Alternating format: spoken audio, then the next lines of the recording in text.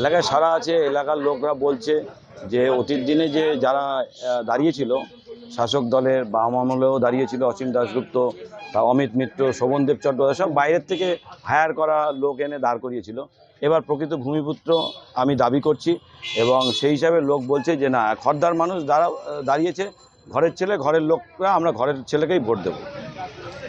এই যে গত নির্বাচনেও দেখা গেছিল যে সিপিএমের সঙ্গে আপনাদের একটা সমঝোতা হয়েছিল, আসন সমঝোতা হয়েছিল, একসঙ্গে লড়াই করেছিলেন।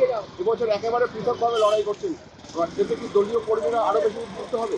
দলীয় কর্মীরা তো দাবি রেখেছিলই যে আমরা আলাদা লড়বো। গত 20 বছর এখানে আমাদের কোনো প্রার্থী ছিল না, সিম্বল ছিল না। লোকটা সিম্বলটাই ভুলে যেতে বসছে। 140 বছরের দল, সেখানে ছেলেরা জোট করে আমরাও দেখে নিতে চাই আমাদের আলাদা কী শক্তি আছে।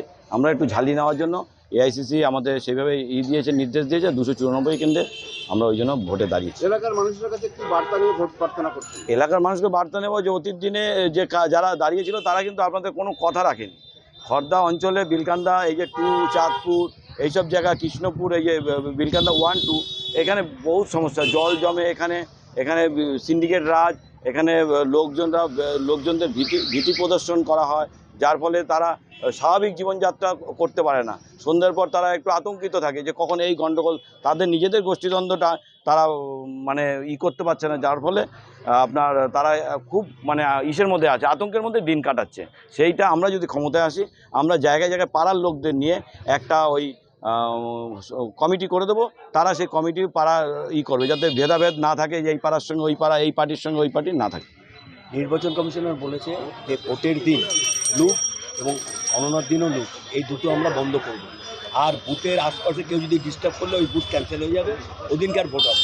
সেটা তো আমরাও তো চাই যে এই ধরনের ভাবেই ভোট হোক।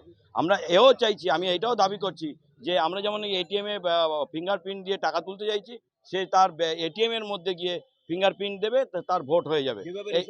যেভাবে রেশন তুলি, যেভাবে বাজার করি, আমরা টাকা তুলি, সেইভাবেই আমাদের যাতে সেইভাবে আমরা ভোট চাইছি। তাহলে যার ভোট সে দিতে পারবে, নিজস্ব ভোট নিজেরাই দিতে পারবে।